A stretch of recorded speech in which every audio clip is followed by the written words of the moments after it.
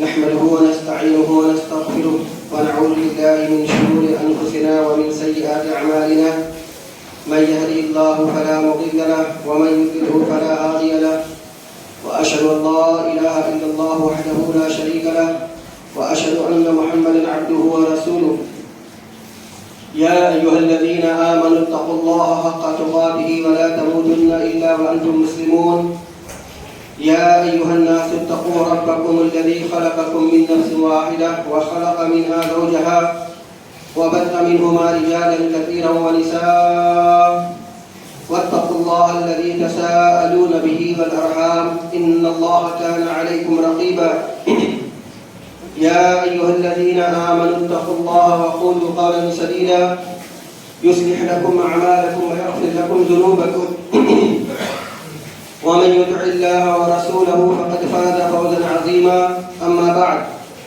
فإن خير الحديث كتاب الله وخير الهدي هدي محمد صلى الله عليه وسلم وشر الأمور محدثاتها وكل محدثة بدعة وكل بدعة ضلالة وكل ضلالة في النار.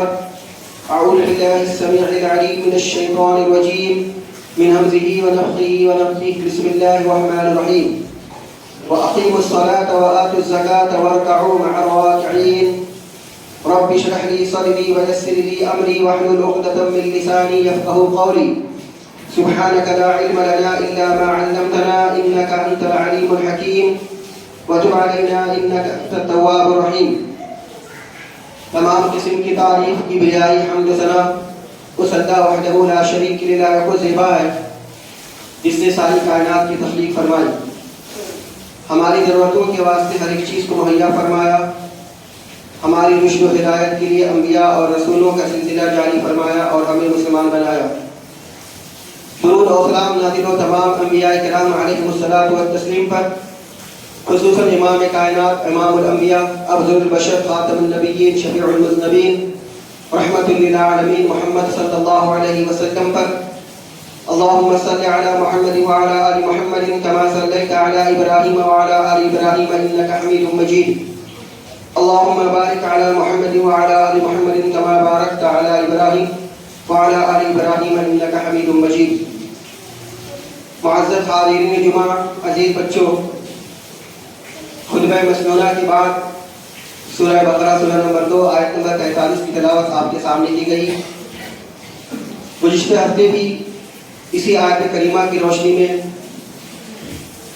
باجماعت نماز کے قائم کرنے، اس کی فضیلت اور اس کی فضیلت سے محرومیت کے سلسلے میں بہت ساری باتیں بتلائی گئیں. انشاءاللہ آج کے خطبے میں بھی اسی آیت کریمہ کی روشنی میں چند باتیں آپ کے سامنے رکھنی. اللہ رب العزت سے دعا ہے کہ اللہ تعالی ہمیں حق کہنے، حق سننے، حق سمجھنے اور حق باتوں پر عمل کرنے کی توفیق عنایت فرمائے، آمین. آیت کریمہ کا ترجمہ سن لیجیے. اللہ رب العزت نے سورہ بقرہ سورہ نمبر 2 آیت نمبر 43 میں ارشاد فرمایا، وَأَقِيمُوا الصَّلَاةَ وَآتُوا الزَّكَاةَ وَارْكَعُوا مَعَ الرَّاكِعِينَ. نماز پڑھو، زکوٰۃ ادا کرو اور رکوع کرنے والوں کے ساتھ میں رکوع کرو. یہاں پہ جو لفظی ترجمہ کیا گیا ہے وہ یہ کہ خشوع اور خضوع اختیار کرنے والوں کے ساتھ میں خشوع اور خضوع اختیار کرو، یعنی جھکنے والوں کے ساتھ میں جھک جاؤ. بہت سارے مفسرین اس آیت کریمہ کا ترجمہ اس طریقے سے کرتے ہیں کہ نماز پڑھنے والوں کے ساتھ میں نماز پڑھو. رکوع کرنا، جھکنا، خشوع اور تواضع اختیار کرنا، یہ جہاں بہت سارے اچھے اعمال ہیں، ان عملوں میں سب سے بہترین عمل اگر کوئی ہے تو نماز ہے. خشوع اور خضوع اختیار کے بہت سارے جہاں پہ مواقع ہیں، بہت سارے اعمال ہیں، ان اعمال میں سب سے بہترین اگر عمل کوئی ہے تو نماز ہے. اسی وجہ سے بہت سارے مفسرین اور بہت سارے محدثین بلکہ صحابہ کرام رضی اللہ تعالی عنہم اجمعین کی ایک بہت بڑی جماعت یہ کہتی ہے کہ باجماعت نماز قائم کرنا یہ فرض ہے. اگر کوئی آدمی باجماعت نماز نہیں پڑھتا ہے اور گھر میں یا مکان میں یا اپنی دکان میں یا اپنے آفس میں تنہا ادا کر لیتا ہے تو اس کی جماعت، اس کی نماز کا کوئی اعتبار نہیں. پچھلے ہفتے بڑی تفصیل کے ساتھ میں آپ کو بتایا گیا اور یہ بھی بتایا گیا کہ رسول اکرم صلی اللہ علیہ وسلم ارشاد فرماتے ہیں کہ اکیلے جو آدمی نماز پڑھتا ہے اس کو صرف 1 درجہ ثواب ملے گا، اور جو آدمی جماعت کے ساتھ نماز پڑھے گا اس کو 27 درجہ ثواب ملے گا.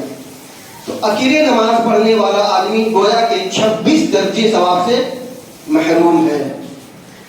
اس حدیث کی روشنی میں علماء کی ایک جماعت یہ بھی کہتی ہے کہ نماز تو اس کی ہو جائے گی اگر تنہا نماز پڑھتا ہے، لیکن یہ بہتر نہیں ہے، یہ افضل نہیں ہے.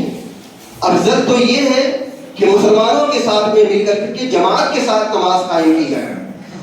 یہ گویا کہ اپنی خواہشات پہ، اپنی خواہشات کی تکمیل کرنا، اپنی خواہشات پہ عمل کرنا ہے کہ ہم جیسے چاہے نماز پڑھ لیں.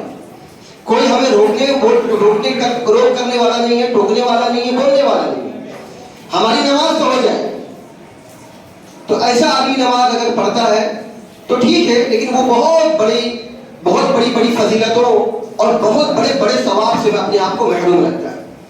دیکھیے کل حشر کا میدان ہوگا، آدمی ایک نیکی کے لیے اپنے آپ کو ترسے گا، ایک نیکی کی، اور اس وقت اس کو سمجھ میں آئے گا کہ کاش وہ جو اللہ سبحانہ و تعالیٰ نے اور نبی کریم صلی اللہ علیہ وسلم نے باجماعت نماز پڑھنے کی فضیلت بتائی تھی، وہ جو نبی اکرم صلی اللہ علیہ وسلم نے باجماعت نماز قائم کرنے کے درجات پر بیان کیے تھے، اہمیتیں بتلائی تھیں، وہ جو نبی کریم صلی اللہ علیہ وسلم نے ثواب لوٹنے کا موقع دیا تھا، ہم نے لوٹا نہیں. ہم نے اس موقع کو یوں ہی گوا دیا، ہم نے یوں ہی برباد کر دیا. وہ نیکی اگر میرے کھاتے میں جمع ہو گئی ہوتی تو آج یہ شاید نیکی میرے کام آتی. تو انسان، اللہ کے رسول صلی اللہ علیہ وسلم کی کیا حدیث ہے؟ صحیح بخاری کی حدیث میں اللہ کے نبی صلی اللہ علیہ وسلم ارشاد فرماتے ہیں کہ انسان کو چاہیے کسی بھی نیکی کو چھوٹا نہ سمجھے، حقیر نہ سمجھے. ہو سکتا ہے کہ یہ نیکی کل قیامت کے دن اس کے کام آئے. تو اتنی بڑی فضیلتیں ہیں، اتنے بڑے ثواب ہیں باجماعت نماز پڑھنے کی. تو ایک انسان کتنا بڑا بیوقوف ہے کہ جو سب کچھ جاننے کے باوجود کہ اس کی اتنی زیادہ فضیلت ہے، اس کی اتنی زیادہ اہمیت ہے، اس کا اتنا زیادہ ثواب ہے، ہم اپنے آپ کو ثواب سے محروم رکھ رہے ہیں. ہم اپنے آپ کو ثواب سے محروم رکھ رہے ہیں. تو لہذا ایک مسلمان کو چاہیے کہ باجماعت نماز ترک نہ کرے، الا یہ کہ کوئی شرعی عذر ہو. مثال کے طور پہ بتائے کہ آپ کو کوئی بہت زبردست بارش ہو رہی ہے، یا خوف کا ماحول ہے، ڈر کا ماحول ہے، یا اسی طریقے سے بالکل بستر پہ پڑا ہوا اٹھ نہیں سکتا ہے، تو ایسی صورت میں اس کے پاس میں شرعی عذر ہے. رسول اکرم صلی اللہ علیہ وسلم کی حدیث کے مطابق ایسا معذور آدمی اگر اپنے گھر میں تنہا نماز پڑھ لیتا ہے تو اس کی ثواب میں کوئی کمی کی نہیں کی جائے گی، اس کو پورا کا پورا ثواب ملے گا، پورا کا پورا ثواب ملے گا. تو آج کے خطبے میں آپ کو کچھ اور باتیں بتانی ہیں کہ ایک انسان اپنے آپ کو، ایک مسلمان اپنے آپ کو کتنے بڑے ثواب سے اور فضیلتوں سے محروم کر دیتا ہے. چنانچہ صحیح بخاری وغیرہ کی ایک حدیث ہے، صحیح بخاری، صحیح مسلم اور ابو داؤد وغیرہ صحیح وغیرہ کی روایت دیکھ لیجیے. بہت مشہور روایت ہے، آپ کے سامنے بھی گزری بھی ہوگی کہ ایک صحابی رسول اکرم صلی اللہ علیہ وسلم کی خدمت میں حاضر ہوئے اور آ کر کے کہا کہ اے اللہ کے نبی صلی اللہ علیہ وسلم، میں نابینا آدمی ہوں، میں دیکھ نہیں سکتا. عذر دیکھیے، وہ عذر پیش کرے کہ میں نابینا ہوں، میں راستہ دیکھ نہیں سکتا. تو اس سے بڑا عذر اور کیا ہو سکتا ہے؟ اگر دیکھا جائے ہم آج کے اعتبار سے کہ اس سے بڑا عذر اور کیا ہو سکتا ہے کہ ایک اندھا آدمی ہے جو آ کے رسول اکرم صلی اللہ علیہ وسلم کی خدمت میں حاضر ہو کر کے اپنا عذر بیان کرتا ہے. ایک عذر تو یہ ہے کہ میں نابینا ہوں، دیکھ نہیں سکتا ہوں. دوسرا عذر یہ کہ اللہ کے نبی صلی اللہ علیہ وسلم، میرا گھر دور ہے. تیسرا عذر یہ ہے کہ اللہ کے رسول صلی اللہ علیہ وسلم، مدینے میں کیڑے مکوڑے اور درندے بہت زیادہ ہوتے ہیں، میں دیکھ نہیں سکتا ہوں تو کیڑے مکوڑوں کی زد میں آ جاؤں, درندوں کی زد میں آ جاؤں, تو میں معذور ہوں. ایک چوتھا عذر انہوں نے یہ بیان کیا کہ اللہ کے رسول صلی اللہ علیہ وسلم, میرے پاس میں جو قائد ہے, اس کو راستہ جو دکھانے والا ہے, وہ مستقل میرے پاس میں نہیں رہتا, کبھی رہتا کبھی نہیں رہتا. اب جب کبھی نہیں رہتا تو میں کیا کروں گا, میں کیا کروں گا؟ اب آپ دیکھ لیجیے, اس جو آدمی اپنے آپ کو معذور ظاہر کر رہا ہے رسول اکرم صلی اللہ علیہ وسلم کی خدمت میں, اس میں آپ ملائیے آپ کتنے معذور ہیں. آج کی تاریخ میں الحمدللہ اللہ نے آپ کو آنکھیں دی, آپ دیکھ سکتے ہیں, اس اعتبار سے آپ معذور ہیں, آپ معذور نہیں. وہ معذور تھے, وہ دیکھ نہیں سکتے, لیکن آپ الحمدللہ آپ دیکھ سکتے ہیں. اب ان کا عذر کیا تھا, میرا گھر دور, آپ کا گھر بھی دور ہے. تو اب آپ دیکھ لیجیے, آپ کا گھر دور ہے تو آپ کے لیے فضیلت بتائی گئی ہے کہ جتنا زیادہ آپ کا گھر دور ہوگا, جتنا زیادہ دور سے چل کر کے آپ مسجد میں آئیں گے, اتنا زیادہ آپ کو ثواب ملے گا, آپ کی گناہ معاف کر دی جائیں گے, آپ کی درجات بلند کی جائیں گے. جتنا آپ کا گھر دور ہوگا, اہمیت جتنا دور اتنی زیادہ اہمیت, جتنا زیادہ دور اتنی زیادہ ثواب, اتنی زیادہ فضیلت. انہوں نے کہا کہ اللہ کے رسول صلی اللہ علیہ وسلم مدینے میں درندے ہیں, کیڑے مکوڑے وغیرہ ہیں. اب آپ کے پاس میں کیا عذر, آج کی تاریخ میں آپ کا عذر یہ کہ میرے پاس کوئی دکان ہے, ہر وقت گراہک اور کسٹمر لگے رہتے ہیں, دکان بند کر کے آ جاؤ تو معاملہ یہ ہوگا کہ بھائی جو ہے کسٹمر ٹوٹ جائیں گے, بجلی پٹا ختم ہو جائے گا, اور دکانداری پہ ساخت پٹا لگ سکتا ہے, تو میں ایک معذور ہوں. اب آپ آفس میں بیٹھے ہوئے ہیں, آفس میں بہت سارے لوگ آ گئے, آپ میٹنگ چل رہی ہے آپ کی آفس میں, آپ معذور ہیں. سوچیے, دھیان لگائیے کہ آپ معذور ہیں. کچھ لوگ ہیں جو پڑھنے پڑھانے میں مصروف ہیں, پڑھ رہے ہیں, پڑھا بھی رہے, تو کیا وہ معذور ہیں؟ یا اسی طریقے سے بہت سارے لوگ بہت دور سے آئے ہیں, دن بھر تھک ہار کر کے اپنے گھر پہ آرام کر رہے ہیں, 5 تلہ 6 تلہ میں ان کا مکان ہے, ان کا گھر ہے, ان کو نیچے اترنے میں پھر اوپر چڑھنے میں بڑی دشواری ہوگی, معذور ہے.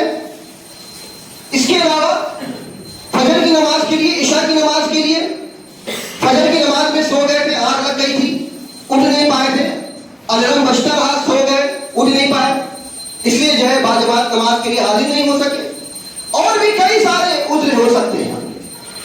تو یہ جو حدیث آپ کے سامنے بھی پڑھی گئی, جو بتائی گئی آپ کو, ابن ام مکتوم رضی اللہ عنہ صحابی کا نام تھا جو نابینا ہے, ان کی روایت دیکھ لیجئے اور آپ اپنا عذر دیکھ لیجئے, ملائیے اپنے عذر کو. کیا آپ کا عذر ابن ام مکتوم رضی اللہ تعالیٰ عنہ کے عذر سے ملتا جلتا ہے, یا آپ کا عذر بڑا ہے یا ان کا عذر بڑا ہے, یا ان کا عذر چھوٹا ہے یا آپ کا عذر بڑا ہے؟ اس چیز کو اندازہ لگا لیجیے اچھی طریقے سے. اس کے بعد اللہ کے رسول صلی اللہ علیہ وسلم سے جب انہوں نے پوچھا کہ اللہ کے رسول صلی اللہ علیہ وسلم مجھے گھر میں نماز پڑھنے کی اجازت دے دیجیے, اللہ کے رسول صلی اللہ علیہ وسلم نے کہا ٹھیک ہے, جاؤ نماز پڑھ لو, اپنے گھر میں نماز پڑھو, بھائی تم معذور نماز پڑھ لو. وہ آدمی جب جانے لگے تو اللہ کے رسول صلی اللہ علیہ وسلم نے اس کو دوبارہ بلایا اور بلا کے کہا کیا تم اذان کی آواز سنتے ہو؟ تو انہوں نے کہا کہ ہاں اذان کی آواز تو آتی. کیا اس وقت زمانے میں لاؤڈ اسپیکر لگا ہوا تھا؟ لاؤڈ اسپیکر تو نہیں تھا, لیکن اس کے باوجود بھی وہ کہتے کہ مجھے اذان کی آواز سنائی دیتی.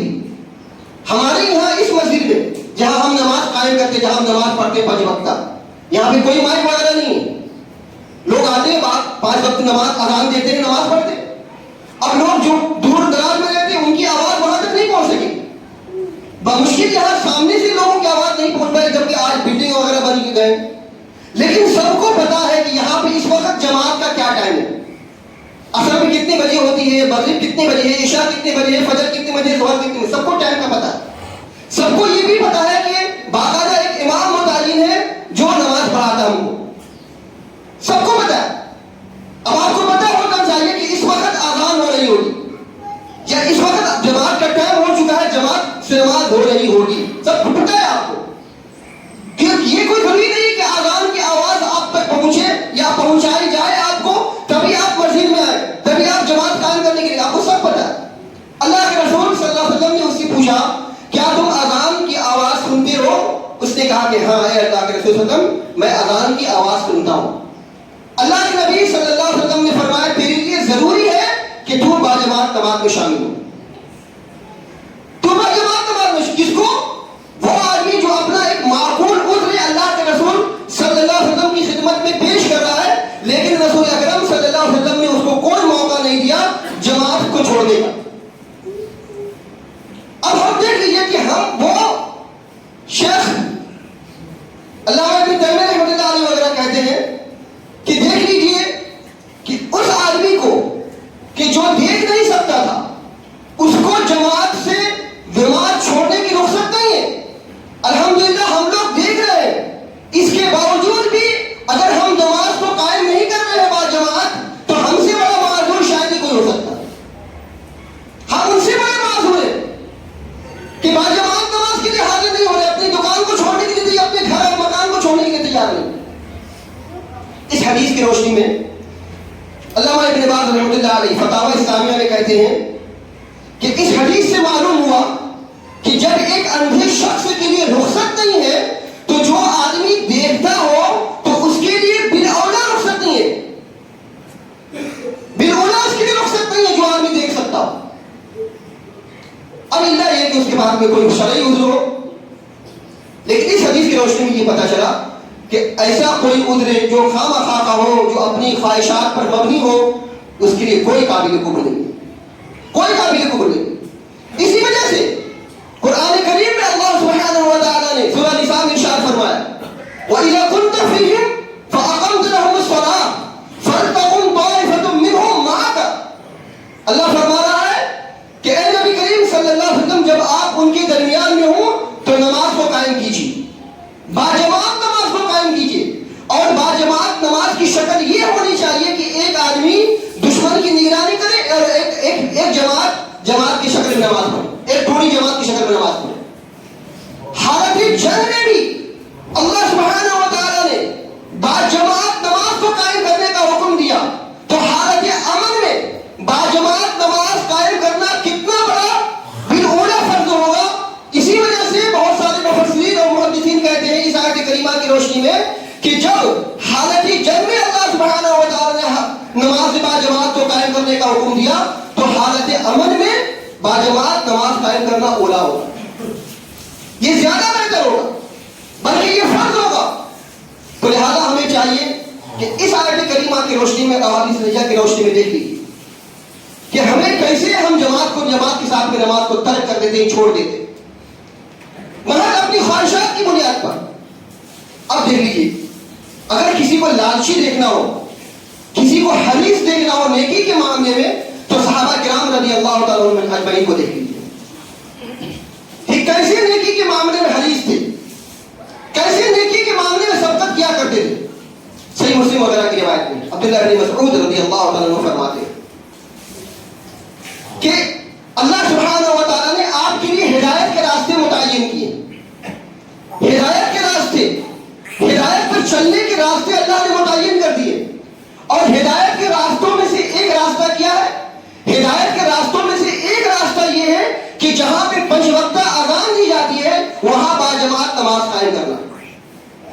گویا کہ باجماعت نماز کو قائم کرنا یا باجماعت نماز کو ادا کرنا یہ ہدایت کے راستوں میں سے. اگر کوئی آدمی باجماعت نماز کو جان بوجھ کر کے یا اپنی خواہشات پر مبنی عذر کی وجہ سے چھوڑ دیتا ہے تو گویا کہ وہ ہدایت کے راستوں کو چھوڑ دیتا ہے، ہدایت کے راستے کو چھوڑ دیتا ہے. اور کیا فرمایا عبداللہ بن مسعود رضی اللہ تعالیٰ عنہ نے؟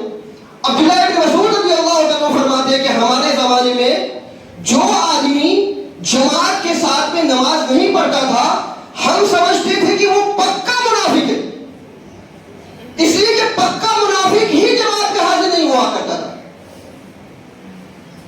اور صحابہ کرام رضی اللہ تعالیٰ عنہ جو بیمار رہتے تھے، بیماری کی وجہ سے چل نہیں سکتے تھے، 2 آدمی کے کندھوں کا سہارا لے کر کے مسجد میں آتے تھے اور 2 آدمی ان کو سہارا دے کر کے مسجد میں لا کر کے بٹھاتے تھے. یہ صحابہ کرام رضی اللہ تعالیٰ عنہ ان کی حفظ دیکھیے، ان کی لالچ دیکھیے، ان کی سبقت دیکھیے نیکی کے معاملوں میں. کہیں ایسا نہ ہو جائے کہ مثبت نفاق کا بھٹا لگ جائے، کہیں ایسا نہ ہو کہ میں ہدایت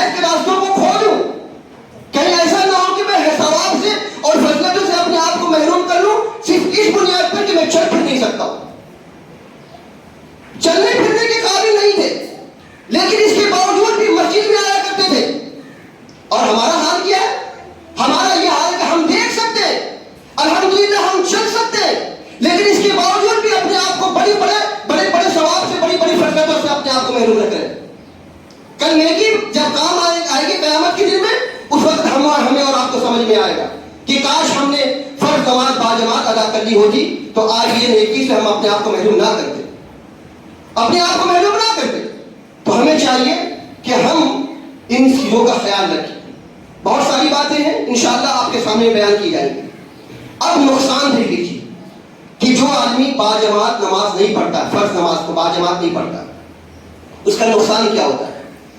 اس کا نقصان یہ، پہلا نقصان تو یہ، کچھ نقصان آپ کو بتلایا گیا گزشتہ ہفتے، کچھ نقصان اور دیکھ لیجیے کیا ہوتا ہے. صحیح بخاری صحیح مسلم کی حدیث ہے، اللہ کے رسول صلی اللہ علیہ وسلم ارشاد فرماتے ہیں کہ 7 آدمی ایسے ہوں گے جو رحمان کے عرش کے سائے تلے جگہ پائیں گے، جس دن کوئی سایہ نہیں ہوگا، ایک تنکے کا بھی سایہ نہیں ہوگا.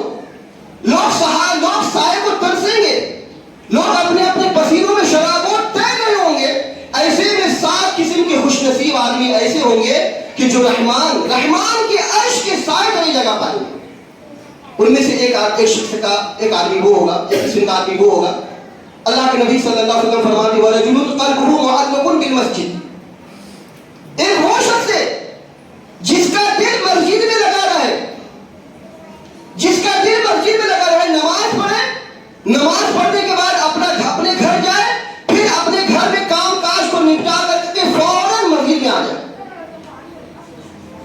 یہ آدمی جو باجماعت نماز کا خیال کرتا ہو، جو باجماعت نماز کا اہتمام کرتا ہو، جو باجماعت نماز کی فکر کرتا ہو، اللہ کے رسول صلی اللہ علیہ وسلم فرماتے جس کی پوری زندگی یہی روٹین ہو، کل رحمان کے عرش کے سائے تلے جگہ پائے. لیکن جو آدمی اپنے گھر میں نماز پڑھ لے، باجماعت نماز پڑھنے نہ جائے، اب اس حدیث کی روشنی میں آپ اندازہ لگا لیجئے کیا ایسا آدمی رحمان کے عرش کے سائے تلے جگہ پائے گا؟ کیا ایسا آدمی اپنے آپ کو محروم نہیں کر رہا؟ ہم اللہ کی ذات سے امید کرتے ہیں کہ اللہ سبحانہ و تعالی ہم کو بھی رحمان کی سائے تلے جگہ دے، لیکن اس حدیث کی روشنی میں اندازہ لگا لیجئے کہ کیا ہم اپنے آپ کو اس چیز سے محروم نہیں کریں؟ پہلی محرومی. دوسری محرومی کیا ہے؟ ایک حدیث ہے ابو داؤد کی 466 نمبر کی حدیث ہے، صحیح درجے کی روایت ہے.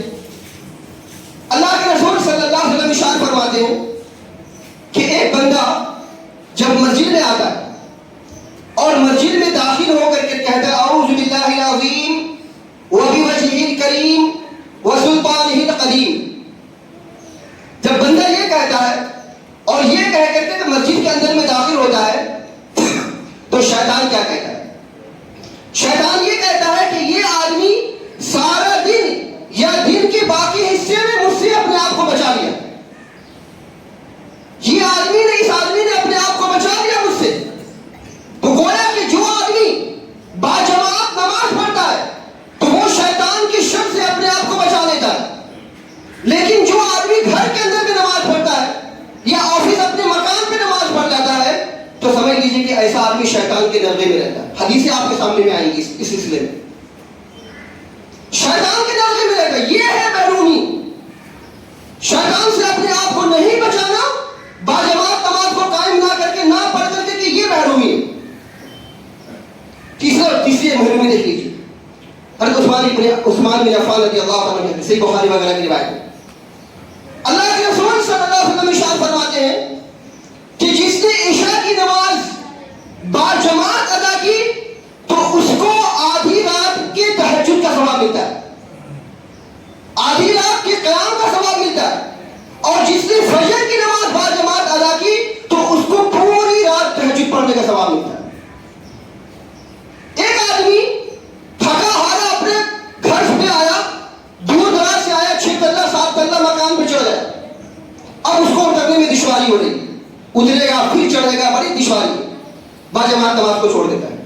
فجر کی نماز میں تو ویسے ہی حاضر نہیں ہوتی، الا یہ کہ اللہ کسی کو توفیق دیتا ہے تو 1 آدمی 2 آدمی 3 آدمی بمشکل آ جاتے ہیں.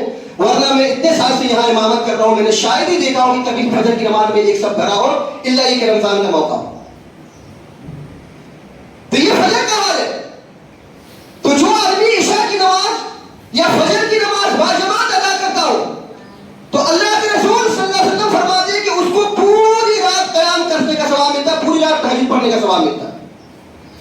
تو اس کا مطلب یہ ہوا کہ جو آدمی عشاء کی نماز باجماعت ادا نہیں کرتا ہے تو اس کو آدھی رات کے قیام کا ثواب نہیں ملتا، اور جو آدمی دونوں وقت عشاء اور فجر دونوں وقت کی نماز باجماعت ادا نہیں کرتا ہے تو اس کو پوری رات اپنے آپ کو قیام اللیل سے محفوظ، اپنے آپ کو محروم رکھتا ہے، پوری رات تہجد پڑھنے کے ثواب سے اپنے آپ کو محروم رکھتا ہے ایسا آدمی جو گھر میں نماز پڑھ لیتا ہے۔ یہ محرومی ہے، یہ محرومی اپنے آپ کو، کتنی بڑی محرومی ہے۔ تو تہجد پڑھنے کا بہت بڑا ثواب ہے، بہت بڑا اجر ہے۔ آدمی کو چاہیے کہ اس کے اتنے بڑے ثواب سے اپنے آپ کو محروم نہ کرے۔ اس کے بعد ایک آخری جو عذر ہے، جو محرومی ہے، وہ دیکھ لیجئے کہ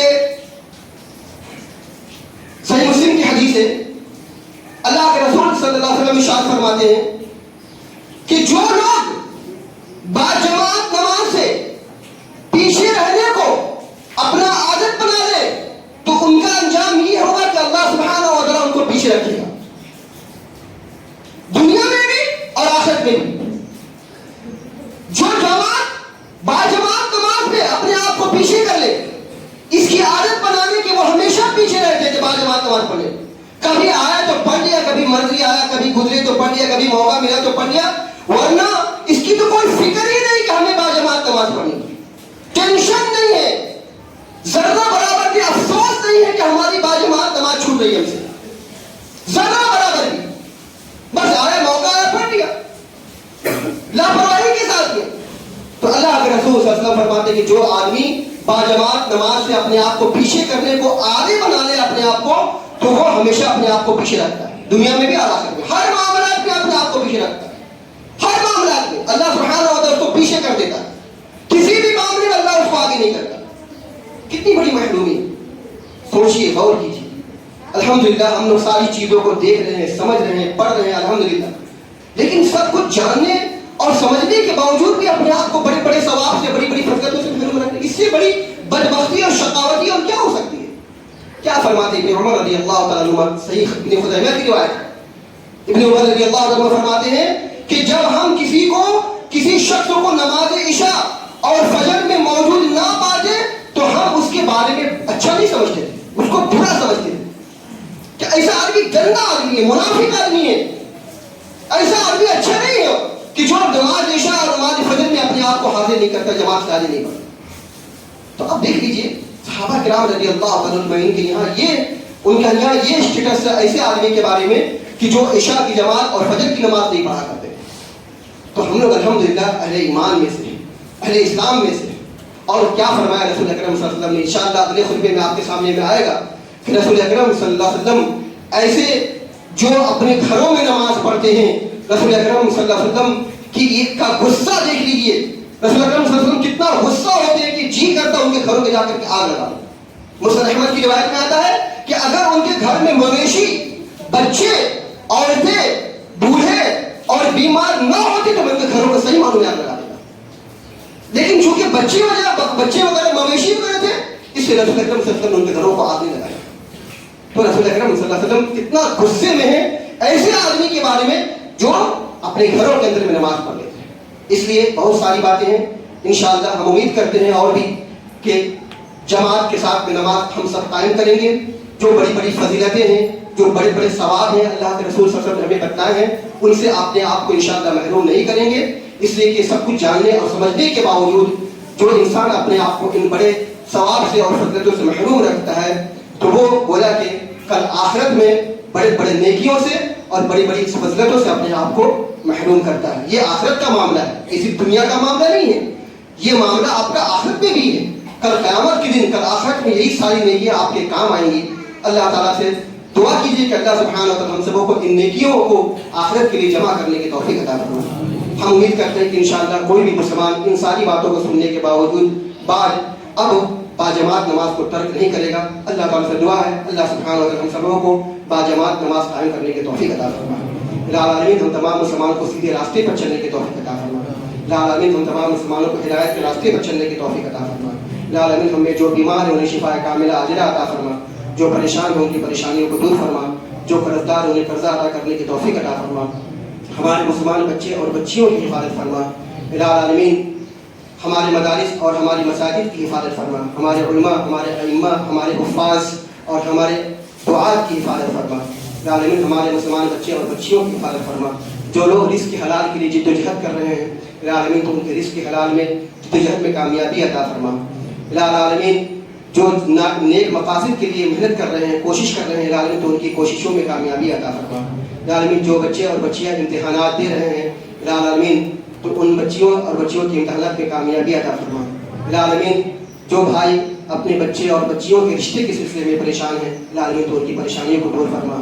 یا عالمین جب تک ہم جئیں کتاب اللہ اور سنت رسول اللہ صلی اللہ علیہ وسلم پر عمل کرتے ہوئے جئیں، اور جب ہمارا خاتمہ ہو ان دونوں پر عمل کرتے ہوئے ہمارا خاتمہ ہو۔ اقول قولی ھذا واستغفر اللہ لی ولکم ولسائر المسلمین، وآخر دعوانا الحمد للہ رب العالمین۔